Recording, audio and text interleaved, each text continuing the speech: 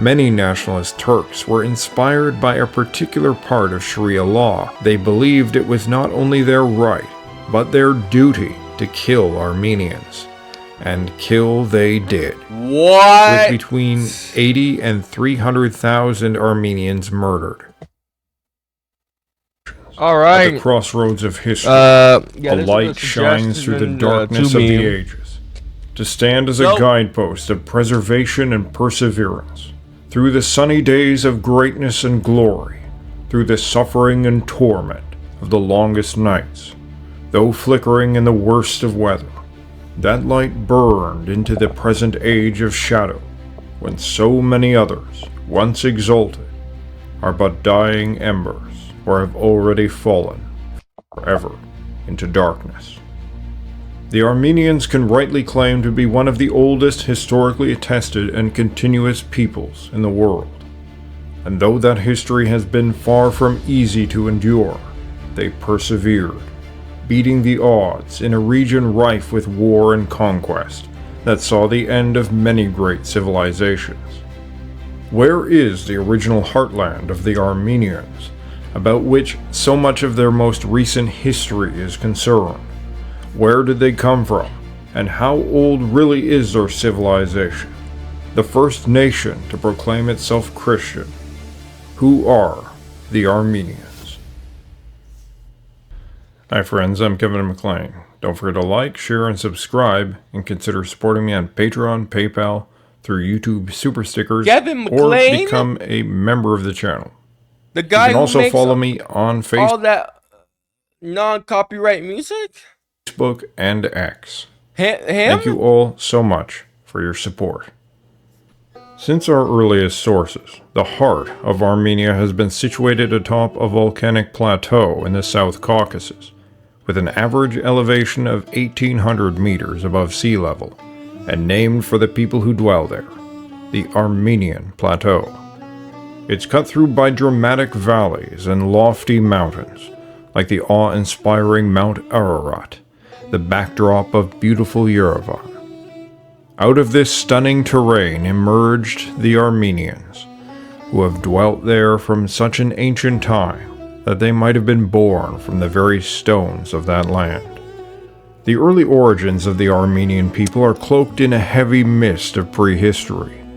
The Armenian language belongs to the Proto-Indo-European family, though how the language came to Armenia has been intensely debated. In the past, it had been argued that it belonged to the Balkan branches of Indo-European, such as Greek.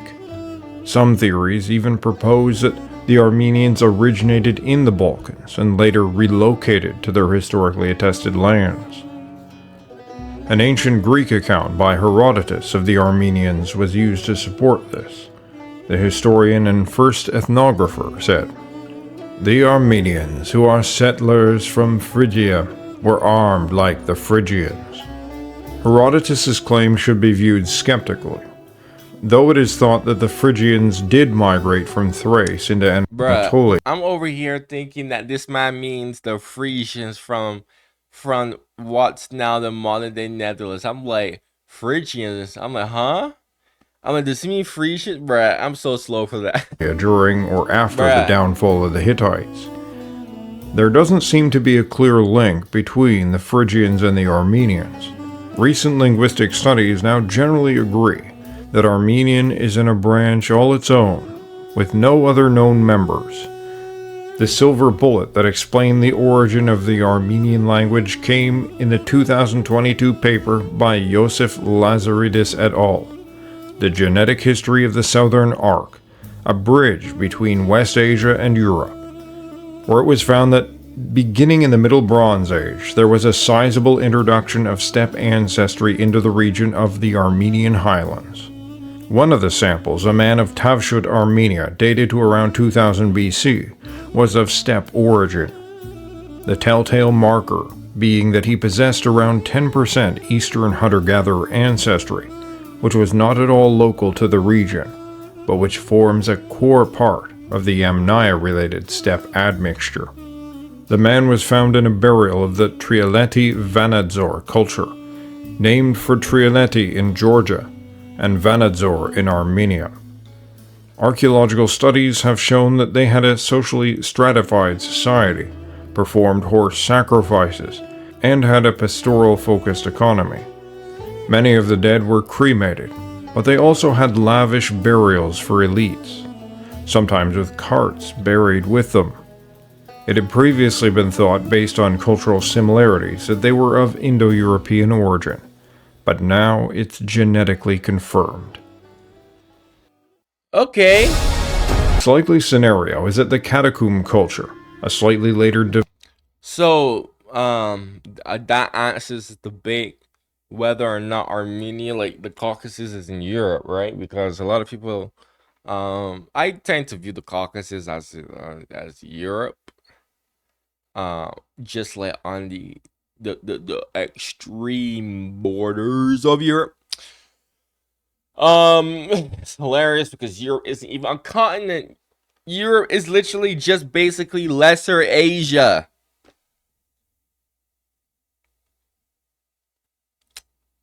But you know, the Europeans got a few special. Development of the Yamnaya began to spread south, with some groups seeking new lands in mountain pastures and highlands, possibly being pressed by the rise of others like the Shrubnaya. They were the last of the steppe cultures to predominantly carry the male haplogroup R1b, which is commonly linked to the spread of Indo-Europeans from Yamnaya, whereas the later Indo-Iranian cultures were predominantly R1a. The Kura-Aks culture he did his research into this. In the Caucasus shows some signs of Indo-European settlement around 2400 BC, which likely contributed to the culture's rapid demise. Rising out of its ashes was the early Kuragan culture, followed by the Trialeti Vanadzor.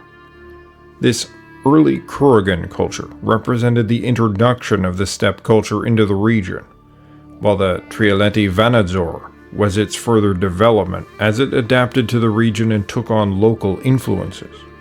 These herders from the north, beyond the near impassable mountains, were the key progenitors of the Armenians, as the core of their language descends from them. Throughout the Bronze and early Iron Age, there was a fairly high degree of steppe ancestry in the Armenian highlands.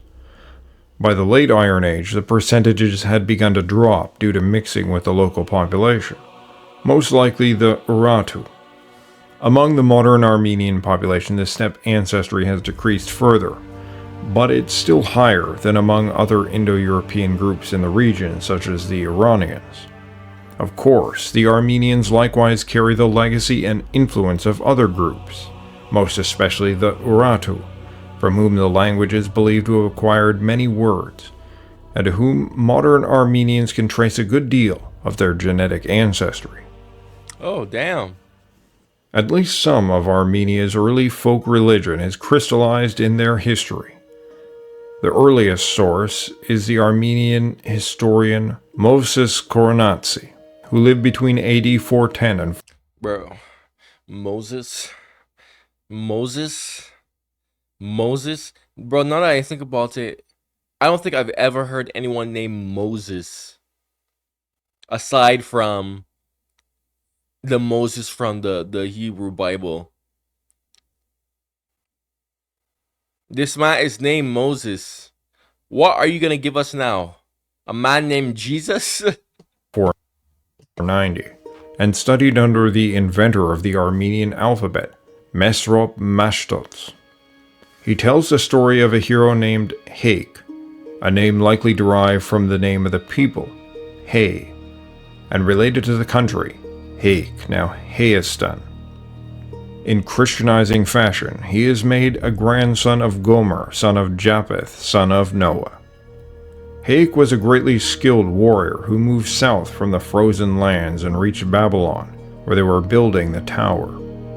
At that time, the Titans ruled over the world, led by their leader Bel, and Haik would not live under his command. He ventured north from Babylon to Mount Ararat, where he conquered the local population, and then moved north and established a village named Haikashem. Bel sought to bring Haik under his power, and he assembled an army of his Titans, Haig, however, being a great archer, was able to fell the giant, and his army scattered. Bel was buried in a place referred to as the Graveyard Hill. The hero lived out the rest of his days as ruler, after which his son Aramaneok took power, and he and his two brothers Kor and Manawaz divided the land between them and originate the separate clans. In Armenian folklore, the constellation Orion is the hero Haig with his great bow. His defeat of the giants and his stature as the progenitor of the Armenians likely means that he was earlier understood to be a god. The structure of the story closely follows other Indo-European examples of a progenitor having 3 sons. Movses Koronatsi was a euhemerizer and therefore cannot be relied upon unquestionably for a correct picture of pre-Christian beliefs. Interesting. In their own language, Armenians called themselves He, or Haig in plural, explained as being named after their founder, but more than likely the other way around. Really? It appears to have its roots in the Indo-European word poti, meaning master or ruler of the household, hence Armenian Heirik, meaning father. Possibly, this name is related to a Hittite-era confederacy, the Heasa Azi. Ooh. They are attested in ancient Hittite records as dwelling east of the Hatti, and roughly situates their kingdom in regions later known to be Armenian. Yeah, I was just about to say, like, those regions were a core part of Armenia when Armenia was thick. Ooh. Bro, the Hittite era of freaking Anatolia period, bro. That period, there's so much mystery to it. Honestly, it's probably like one of my favorite eras that I already talked much about because no one really talks about it at all. But like the Hittite era, man, definitely is fascinating. It's so fascinating. How they come to be called Armenians is also not entirely clear. In Babylonian they were called Urartians, while in Old Persian and in later Greek they are known as Armenians. Opinions are divided as to its etymology. Possibly it's related How the hell do you have a name and you don't know where your name comes from? What? to an Akkadian word meaning wasteland, with thick woods being called Armahu. Here's the secret to getting... Early Armenians must have been in close contact with the Hittites. A surviving treaty between the Hittites and the Heasa exists among the surviving records of the Hittites, and linguistic research shows some borrowing by the Armenians from the Hittite language. One of the Armenian words meaning God, Astvas, is believed to be of the Anatolian branch, from Asu Tiwas, meaning the good God. Tiwas is etymologically cognate with the Norse god Tyr, Latin Deus, Gaelic Dia, and Greek Zeus. What? That is sick. That is sick. What? Asu is related to Luwian Wasu and Celtic Su, meaning good. Yet it was not all treaties and friendship. The Heasa were also frequent opponents of the Hittites, and their kingdom was eventually defeated by the Hittite king Mursili II, though not long after, the Hittite kingdom itself would fall into ruin. Between 1500 and 700 BC, the Proto-Armenians are represented in archaeology, at least in part, by the Lachish Metsamor culture. Developing out of the earlier Trialeti Vanadzor, they carried on elements of steppe culture while also engaging in the construction of great Cyclopean fortresses, cities, and mysterious standing stones. In Assyrian and Urartian texts, at least some of these early Armenians seem to be known as Etiuni. Urartian texts mention 4 kings of the Udri Etiuni, likely a tribal confederation. Uduri is related to the word water, and may have referred to tribes dwelling near Lake Sevan. We only know the name of one of their kings. Diasuni, thought to be cognate with the Greek Diogenes or Diogenes, meaning God-born. Their lands were to the north of the Urartu, from at least the shores of Lake Silidir to the region around Lake Sevan, and most of what is now North Armenia. They had a difficult relationship with the Urartu, whose records report various wars. Argishti I, king of Urartu from 785 to 753 BC, conquered much of the Eteuni lands and established the Erebuni fortress in what is now Yerevan. The name of the city is in fact derived from the fortress, which developed I swear, I thought he was gonna say, we don't know the name of the city. into a powerful center. This makes Yerevan one of the oldest continuous cities, around 2,800 years old. Argishti also founded the city of Argishti Kino. What? Its ruins are near the present town of Armavir. An inscription found at the foundation of the site reads, Argishti, son of Menua, speaks. I built a majestic fortress and gave it a name from my own, Argishti Kineli. The land was wilderness, nothing was built there. Out of the rivers I built 4 canals. The vineyards and the orchards were divided. I have accomplished the deeds there. Argishti, son of Menua, mighty king, great king, king of Bianeli, ruler of Tushpa. That the Urartians may have been at least in part Armenian is suggested by the name of the king who founded Yerevan, Argishti. It's very similar to a Greek name, Argistis, meaning bright. Beginning in this period of apparent Urartu dominance, a cultural shift is noted in the archaeological record corresponding to the 6th and final stage of the Lakhshan Metsamor culture, which represents a fusion with the Urartu material culture. This also seems to have corresponded to physical mixing of peoples and the decrease of steppe ancestry. Many Urartian words were incorporated into the Armenian language through this process. For A lot of ancient... Oh my god, why the hell is my back freaking hurting me? I think because I need to stretch. But a lot of ancient influences in the Armenian language. What is cool about Armenian is the fact that Armenian has influences from languages that aren't even around anymore. That is sick. That is sick, bro. Like, this gives us a insight on like literally ancient languages, bro. That is so cool. That is so freaking cool, bruh. Like, you, bruh. Imagine trying to learn Armenian. Like, how the hell would you learn Armenian? Because, you know, people, I mean, it's Indo-European, right? It's Indo-European, so if you know European language, maybe,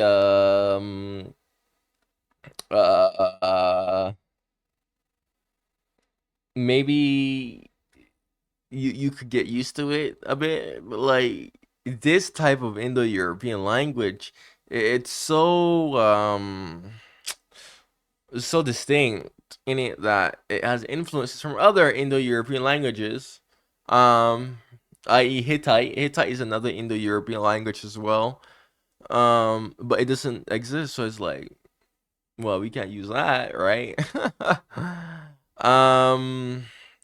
It's in its own branch. It's literally in its own branch. So it's like you literally are essentially learning a whole new thing from scratch. short time in the 700s BC, Urartu was the strongest kingdom in the region, but increasing raids by the Cimmerians and the Scythians and battles with the Assyrians led to growing weakness.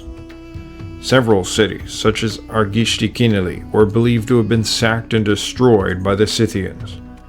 Yet it was their near neighbor, the Medians, who would take advantage of it. By 590 BC, the Median Empire had grown to truly great proportions. They had helped destroy the Assyrian Empire and brought together many of the Iranian peoples of the region. The Urartians were overcome, and following the Median conquest, their language disappears. This may suggest that the Urartian language only represented an elite ruling group, which went into decline after their political defeat. Yet the Medians themselves would not last long. In 547, the Achaemenid Empire, an Iranian empire emerging out of the Persis region under the leadership of Cyrus the Great, conquered the Medians and gained control of Armenia. Along with the Persians, or possibly even earlier, came the religion of Zoroastrianism. While there's a lot of interesting theories about the pre-Iranian Armenian religion, they're far from reliable and may not refer to the religions of ethnic Armenians. When Armenia emerges into the full light of history, its religion was primarily influenced by Iranian traditions. Aramazd is Ahura Mazda, Anahit is Anahita, Mihir is Mithra, Tyr is Tyr, and Vahagan is Verethragna. Yet they were not worshipped in quite the same way as the Persians did. Vahagan especially seems to have been a powerful national god with aspects of the Indo-European thunderer. He was equated with Heracles, considered a protector of travelers, and had myths about defeating dragons and creating the Milky Way out of straw he stole, leading to it being called the Way of the Straw Thief. A fragment of a story about his birth is recorded by the ancient Armenian historian Koronatsi. In travail were heaven and earth, in travail too the purple sea. The travail held in the sea the small red reed. Through the hollow of the stalk came forth smoke. Through the hollow of the stalk came forth flame. And out of the flame a youth ran. Fiery hair had he, I too. He had flaming beard, and his eyes, they were as suns. It was thus something of a fusion of Armenian folk paganism. Let's talk about this real quick, right? I talked about this in my ancient sky god Turkic video. No one ever stops to realize how all these ancient people originally it seems like all of these people just believe that there was some type of god or deity or just some type of supreme entity, right? It's like there has to be. I'm telling you, bro, I'm telling you, all religions are the same, bro. But they just simply got distorted. Because how do you have all of these ancient peoples who believe and yes, we are certain that there are supreme deity entities that exist from all of these ends of the world, right? And they follow. It's okay, yes, the religions can be different, but they follow the same similarities in what they believe, some the origins of many of these gods. The folklore. It is very, very synonymous, right? It rhymes a lot. And it's kind of I don't think that's a coincidence, man. I really do believe every time I always hear about these other people and whatever the hell god they believe in, I'm always this is similar to everything else that I've been hearing, even in Abrahamic religions too. Now, if you watch my Origins of God, like history of God, video, most of you haven't, but if you watched it, I learned that originally God was Yahweh, the storm god, which I did hear before. Um,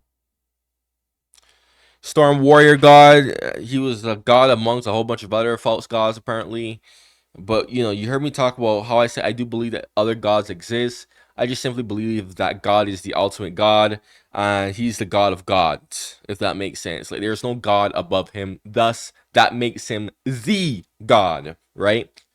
Um, God of everything, right? So I'm just saying, man. And Iranian Zoroastrianism. Yet this religious fusion shows the powerful and long-lasting influence of Iranians upon Armenia. Through most of its history, Armenia would be governed by dynasties that trace their origins to the Achaemenid Empire and Iranians.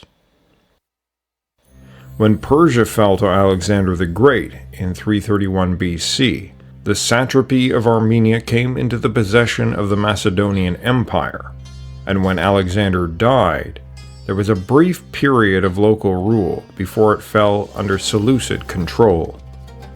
The Seleucids expanded the Greek influence in the region.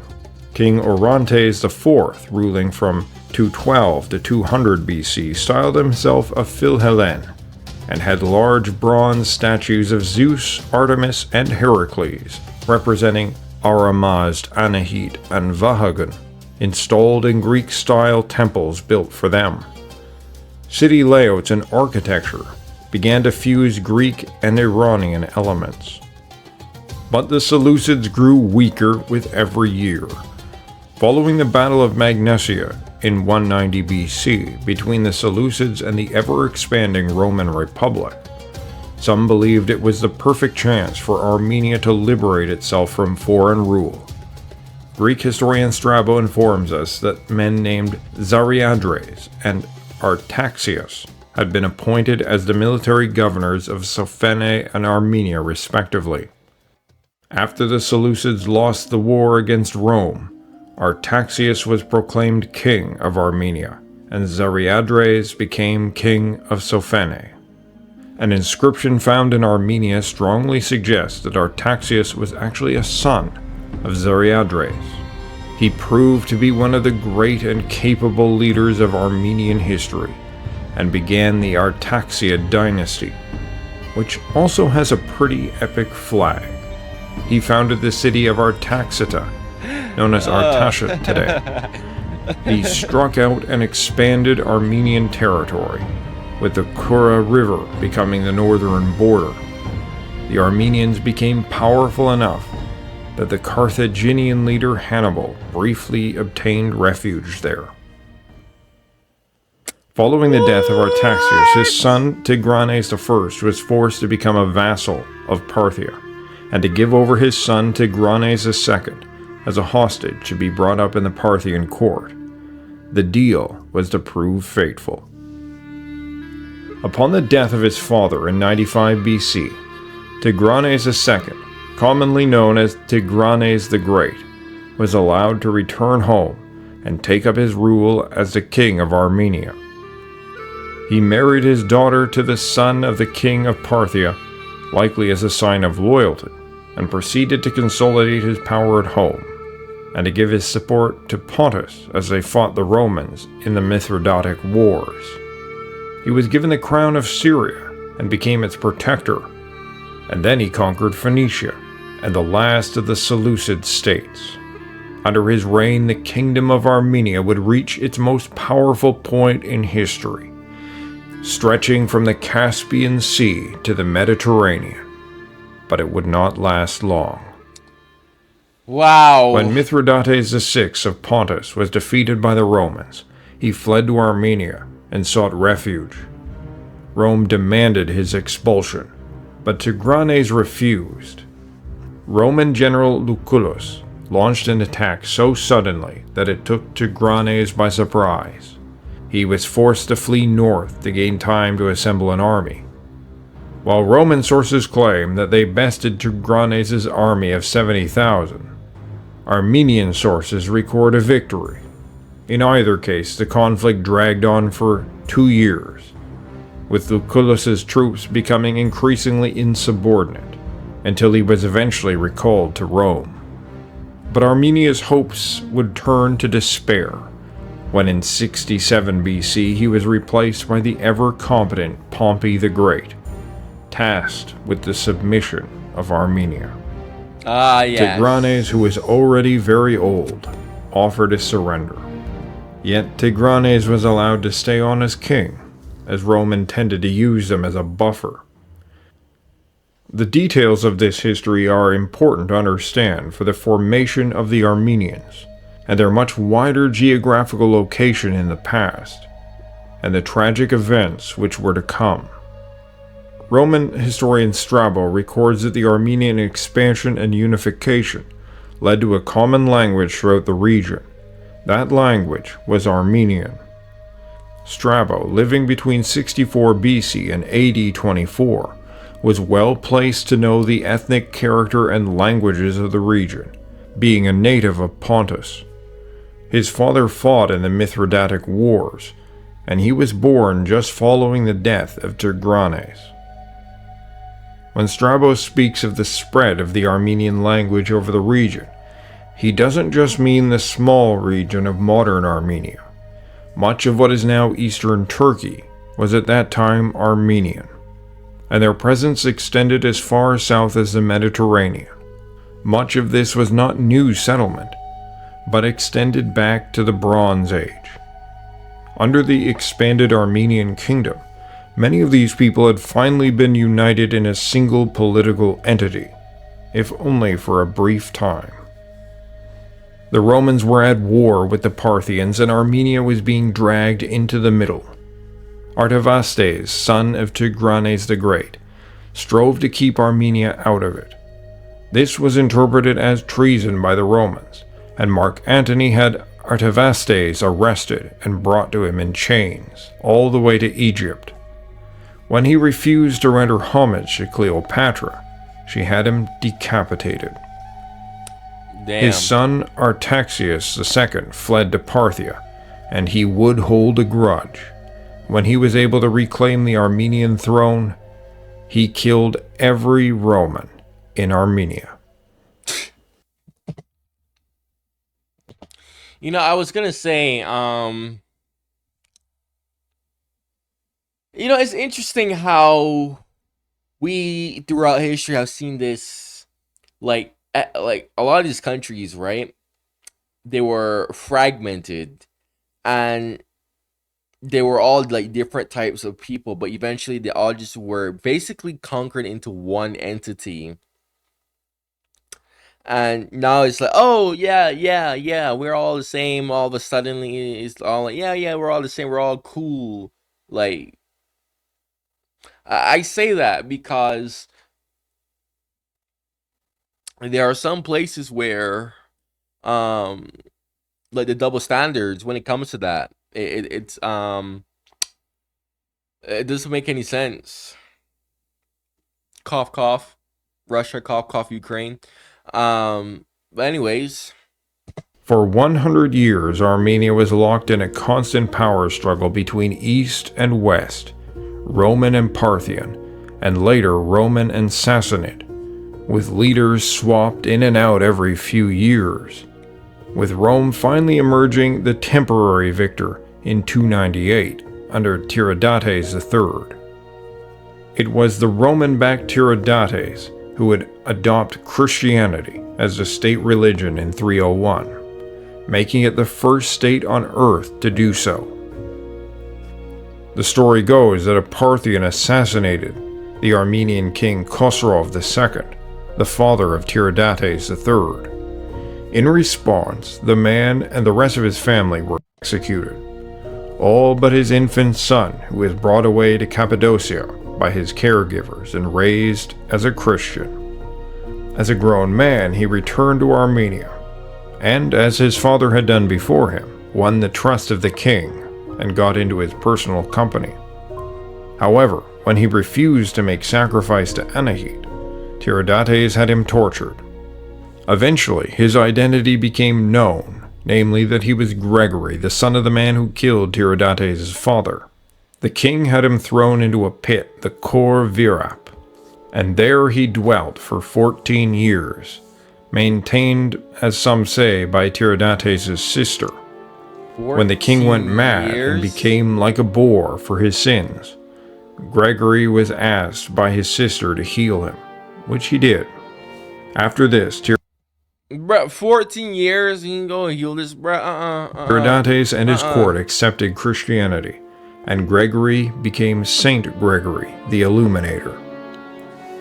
Of course, there is also a secular way to understand this.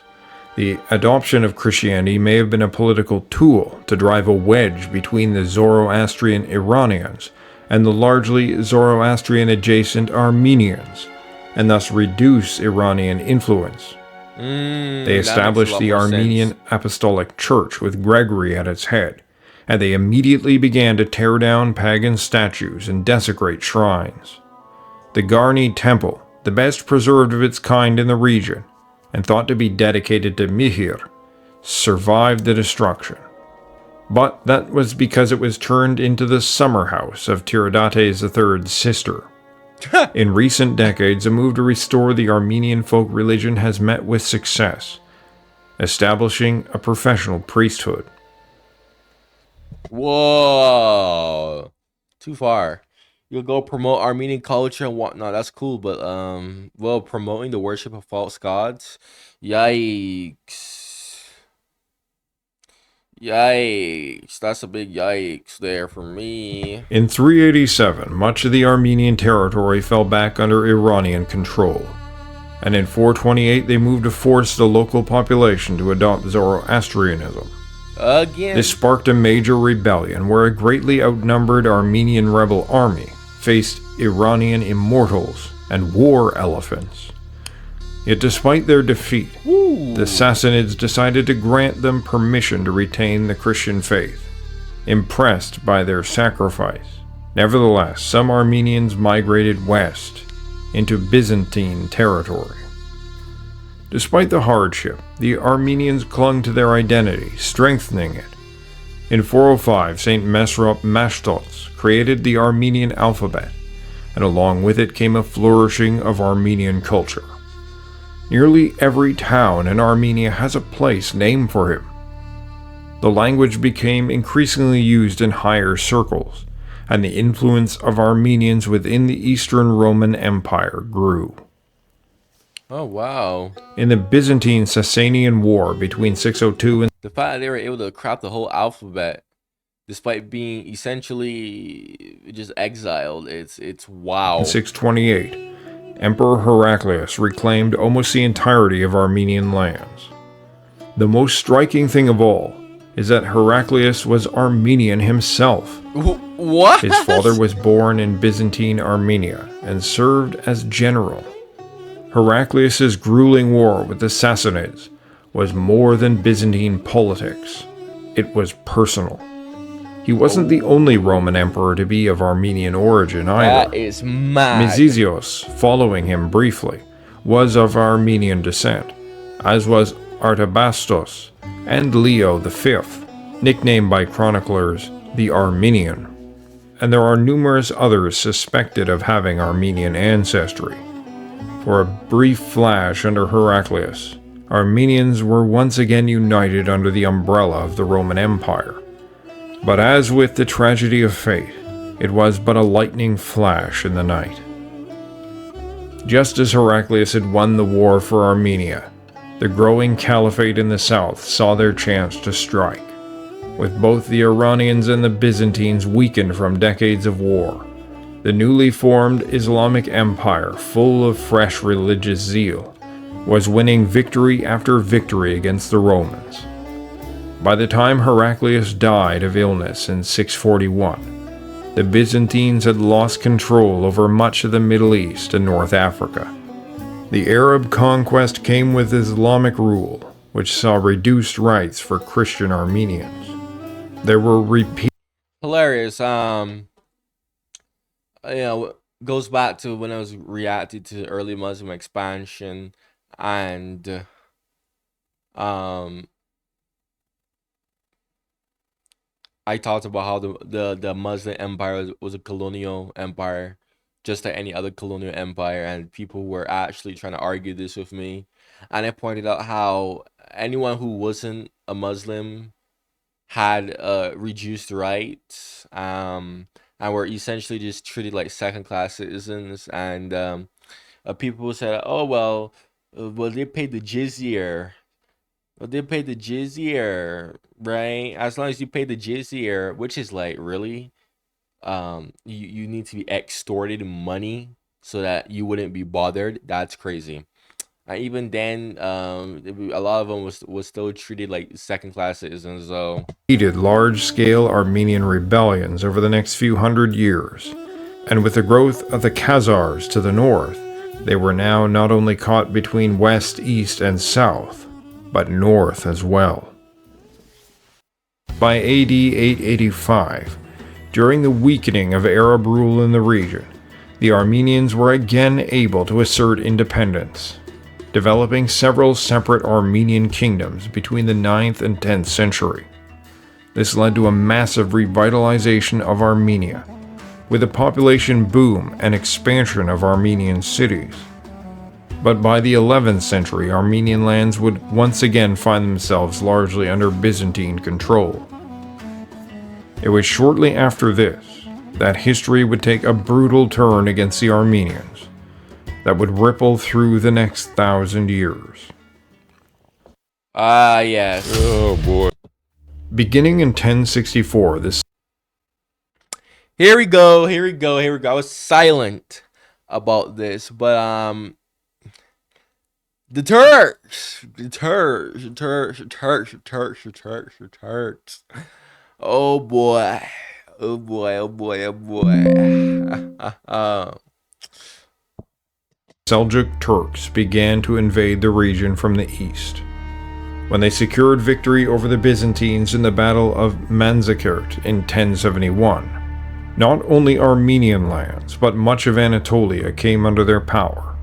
The victory began a long period of Turkic migration and Turkification of Anatolia, and that ethnic change is reflected in the present populations of the region. Facing oppression, many Armenians fled south to a small bastion of Byzantine rule that had an Armenian community, Sicilia. The Armenian relocation there had already been underway for a long time, but was greatly accelerated after the Turkic conquest of their lands in the north. When local Byzantine control of the region collapsed, I'm not gonna lie to you. A lot of these Turkic people, like these ancient Turkic empires, were very, very, very expansionist. Very, very expansionist. Very, very. To be fair, everybody was like that. Everybody was like that, but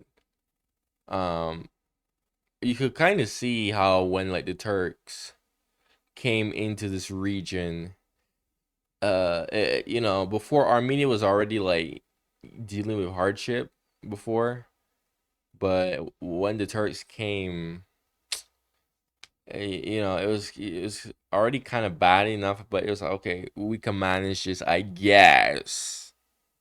Like, but then it kind of just went from like this to just whole different way. Armenians established political dominance, and by 1198 it became known as the Kingdom of Armenia under Leo I. For a time, it was a center of Armenian cultural life. They would prove strong allies of the Crusader states.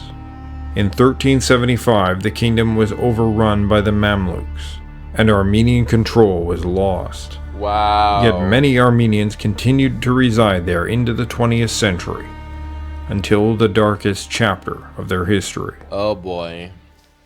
From that time until the 20th century, the Armenians had no state of their own, but lived mostly under Turkish or Persian control. A glimmer of hope for national liberation would scarcely be seen until 1828, when the lands of what is now Armenia came under Russian control following Russia's war against Persia. A treaty was likewise signed between Russia and Persia for the relocation of all Armenians within Persian lands to the Russian-held territory in the Caucasus, and for the release of Armenian captives. The agreement seems to show a desire on the part of the Russian monarchy to protect Armenian Christians and to help them establish in at least part of their former lands. Absolute W Russia for this. Everybody likes to criticize Russia for all the bad that Russia has done, but nobody likes to talk about the good that Russia has done. Which is one of the reasons why I'm extremely pro Russia in the first place. Russia deserves more love because Russia has also done good, and this is a perfect example of that. Nobody talks about how even today, Russia is still protecting Armenia from Azerbaijan, a foreign Turkic entity that isn't even indigenous to the Caucasus lands, by the way, that even after the Nagorno-Karabakh war, Azerbaijan is still expressing interest in going further than just reclaiming its territorial, internationally recognized land that um, honestly was ancestrally home to Armenians. Let's be real here, folks. Unfortunately, before the those specific Turkic uh invaders came. And I say those specific Turkey invaders came because I'm not talking about all Turks. I'm just talking about like the Azerbaijani Turks because they're the ones who are very hostile to Armenia today. Turkey, um, at least the Erdogan is very very uh very he's uplifting it as well. I'm not sure about other past Turkish leaders. Um Turkish people I've kind of see are mixed when it comes to Armenia. Some is like, oh, who cares? And some I've honestly seen some with more negative opinions. But anyways, yeah, W Russia. We see Russia doing good here. Nobody's not going to talk about that whatsoever. But instead, what they will do, however, is they will go and cherry pick some out of context nonsense about Russia, gaslight it to the max to paint Russia out as big, evil, and bad, but never ever talk about any good that Russia has done. I have never seen anyone talk about any good that Russia has done, despite the fact that Russia has done plenty of good.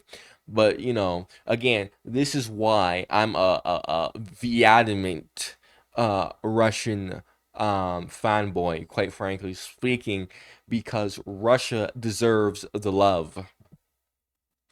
An estimated 100,000 Armenians relocated from Persia, and another 100,000 from Ottoman-controlled lands. W The Russia, Armenians in Russian common W Russia, even to this day, still W Russia for protecting Armenia from essentially being wiped from existence. W. territory were now under Christian rule, and though they did not have self-government, the arrangement was preferable to what had come before. But they were still spread throughout the totality of their historic territories, and things were taking a dark turn. In 1878, most of the Balkans had been liberated from the Turks after the Russian victory in the Russo-Turkish War, as well as a sizable piece of territory in the South Caucasus. There were many angry Turks who saw Armenians as a fifth column, especially as they had begun to protest for greater rights. Starting in 1894, the Sultan Abdul Hamid gave arms and free rein to Kurdish bandits and others to carry out attacks against Armenians. These became known as the Hamidian regiments. They It's funny because the Kurds would eventually go and yeah, that would kind of bite the Kurds back in their asses because, well, I mean, we see that the Kurds, well, we see what's happening with the whole Kurds, and modern day Turkey. So stole food supplies, livestock, and killed whomever they pleased. wow. Armenians reacted by organizing militias for self-defense. Whoa, wow. They were confronted and defeated by the Ottoman army, and interpreted Armenian actions as defiance of the state. European governments, horrified by the treatment of the Christian Armenians, pressured the Ottomans into signing a reform to curtail the powers of these armed groups, but it was never implemented. Many nationalist Turks were inspired by a particular part of Sharia law, which they believed instructed that if Christians attempted with the aid of foreign powers to overstep their privileges, their lives and property were to be forfeited. They believed it was not only their right, but their duty to kill Armenians.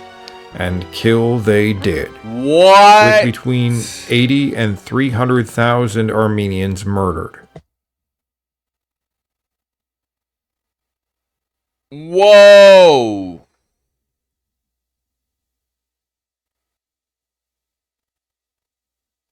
Whoa.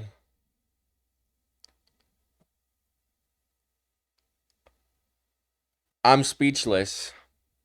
I'm actually lost for words. Not even for the casualty count, but for the fact that they unironically thought, yeah, we have every right to, like, that has me speechless. Whole, I don't know, bro. What the heck? All I will say to that is, not all Turks were like this. Sharia law, honestly, anyone who believes in Sharia and Sharia law, they usually tend to be very, very extremists. And yeah, they tend to end up doing unfortunate things like this. So not all Turks are like this, okay? Just pointing that out. I'm not gonna throw shade at all Turks or anything. I'm not those type of people who go and, generalize an entire group of people. So, but the fact that the violence of toward Armenians was happening before the Armenian genocide even began is quite uh, noteworthy, to say the least. In 1914, the Ottomans, allied with Germany, launched an attack on Russia in the Caucasus. It was a decisive Ottoman defeat, but the defeat was blamed entirely on the Armenian support for Russia. The Ottoman government decided that they couldn't win the war unless they got rid of the Armenians, one way or another. Mass deportations were initiated by the Ottomans for Armenians who were not in the war zone. Those that were in the war zone were subject to killing. Alongside this was a general mass... I already talked about the Armenian genocide in a different video. In my Turkey reactions, I've talked about it. I don't really feel like repeating myself. I've heard both sides. The Turkish perspective says, oh, well, there's a lot of Armenian gangs attacking Turkish civilians and whatnot. And, Armenians were collaborating with Russians, which is probably true because Armenians and Russians are closely, they're very close. So I'm not dismissing that. I just simply said,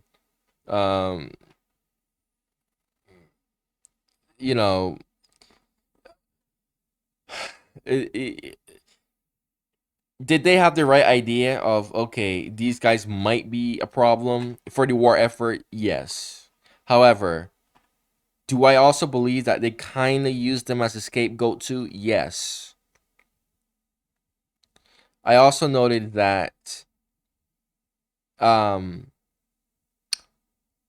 outright just unaliving all of them the way that they just did was wrong. If anything, they should have just like quarantined them, much like what the Americans did to the Japanese due to fear of Japanese people being loyal to Japan and potentially collaborating with Japan after Japanese Americans tried to help Japan take over Hawaii after Pearl Harbor. They put them into internment camps. That was the only thing that they honestly could have done. Similar to that, right? But to just leave them there to just be unalive, yeah, that's insane. Chaotic violence against Armenians, forced Islamization, sex slavery, mass property confiscation, and other acts of cruelty which attempted to erase the presence of Armenians. The state issued a decree that anyone harboring an Armenian without permission would be executed. Between 600,000 and 1.5 million people were estimated to have died, either from the deaths of the forced marches in the deserts, rampant mass killings, and starvations. Like, yeah, this right here is like, you can't really defend that. You can't. You can't. There's honestly nothing that you can do to defend that, unfortunately. Like, when I reacted to the Sarkisian genocide,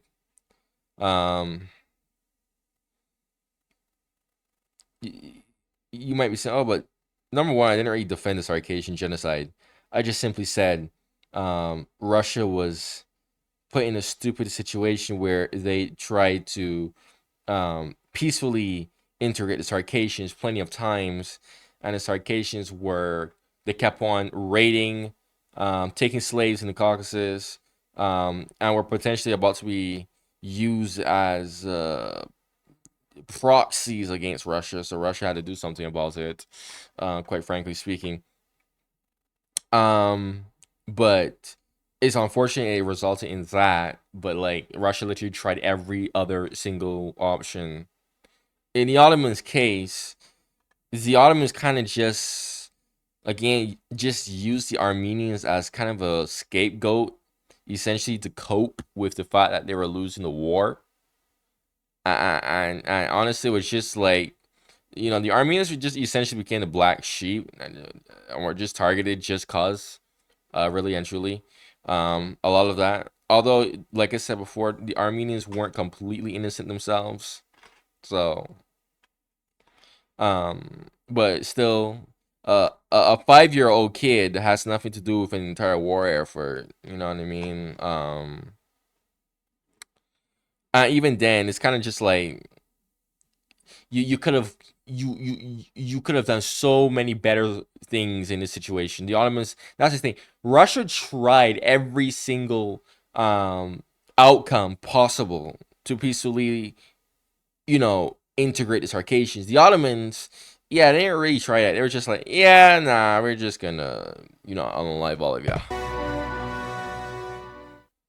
Cascade Platinum Plus. By 1918, the Russian government had been overthrown by the Bolsheviks, who were forced to make major territorial concessions in order to exit the war, including ceding territory that they had won in the Caucasus during the 1878 Russo-Turkish War. These lands were inhabited by Armenians, Azerbaijanis, and Georgians. The people of that region refused to accept a return to Turkish rule and declared independence, forming the Transcaucasian Democratic Federative State, which lasted approximately 1 month. It dissolved into violence in the Republic of Armenia, Azerbaijan, and Georgia. Refugees from Turkey flooded the new Armenian Republic. At least 200,000 died of starvation and disease. An armistice was reached with Turkey, but Turkish troops had burned crops and were blockading food supplies. By 1920, they were back at war. The completely unprepared republic had no chance against the Turkish army. Defending as best they could, they had to flee the city of Kars, and tens of thousands of civilians were killed. The only thing that stopped the I reacted to this as well. Total conquest of Armenia and the continued genocide was the intervention of the Bolshevik forces. Some would say that they arrived more as an invasion force than as heroic liberators. I was about to say. But the following day, when the pro-Bolshevik forces in Armenia declared Armenia a socialist republic, Most saw it as the only way out. The treaty they had to sign was hard for them to bear, though it saved them. It ceded all claim to much of the historic Armenian lands, cities, and towns where most inhabitants had just fled from. To this day, Turkey, Azerbaijan, and Pakistan deny the Armenian genocide ever took place. Pakistan. While states as diverse as Russia, the United States, Sweden, and Syria have passed legislation recognizing it. The Armenians had survived, though they had lost much. Under Soviet rule, they were able to maintain themselves and their language in relative safety, though it may have been stifling. Okay. Yet since the fall of the Soviet Union, things have not been easy. In the waning days of the USSR, honestly, bro, it doesn't really seem easier right now because number one, Russia is caught up with Ukraine. Azerbaijan is looking more increasingly eyeing up Armenia. You know, it's yeah. Our ethnic conflict burst to the surface between Armenians and Azerbaijanis. It's Armenians had a long-time ethnic majority in the region of Nagorno-Karabakh, but it was considered an autonomous oblast of the Azerbaijan SSR. Thanks to Stalin. In 1990, Armenians voted to leave the USSR. Azerbaijan followed suit in September of 1991. And by November, they had passed a resolution to dissolve the autonomous status of Nagorno-Karabakh, and this led to the establishment of the Republic of Artsakh and an all-out war between Armenia and Azerbaijan. By 1994, Armenia had managed to secure Azerbaijan territory between Nagorno-Karabakh and Armenia. The territorial gains were never recognized legally internationally, but from that time until very recently, it was a self-governing part of Armenia. In 2020, Azerbaijan went on the offensive. Armed and backed by Turkey and Israel, they cut through Armenian defensive lines using modern tactics of drone warfare. They appeared to have... You know, it's funny because everyone talks about drone warfare in Ukraine, but drone warfare actually was really shown to be extremely effective in this war, not Ukraine. Azerbaijan completely just wiped the floor with Armenia in this war because of drones. That was when everyone started to realize, like, yo, drones are the shit. Been well trained in by their allies. Russia stepped in to negotiate an end to the conflict and managed to secure a deal which saw Russian peacekeepers maintain Nagorno-Karabakh and the Lachin corridor, but ceded the other territory which Azerbaijan had recaptured. In 2023, Azerbaijan began blockading Artsakh. Then they initiated a full-scale attack. The small republic, cut off from outside aid, and inexplicably unsupported by Armenia, was forced to surrender, and nearly the entire Armenian population fled the region, likely fearing a repeat of what had happened 100 years earlier. Many in the Armenian community asked and are asking why this was allowed to happen the way that it did. I'm asking the same question too, Yet, bro. with the same perseverance. Amazing to me how absolutely nobody cared about what had happened in Nagorno-Karabakh. Like, not a single soul cared at all. Courage and dedication to their history and identity that they have always shown. The Armenians can weather the storm, just as the snowy peak of Ararat, and write a new golden chapter in the history of their amazing, inspiring people. Well, I hope you all liked the video, and if you did, please like, share, and subscribe. Please support the channel through Patreon, PayPal, YouTube Super Stickers, or membership. And check out... You could do the same to my channel as well. If you like my reactions, you like what I have to say in this video, you could go and suggest more content like this to me. Woo! Check out my other videos on this channel, man. Thank you for watching. And goodbye.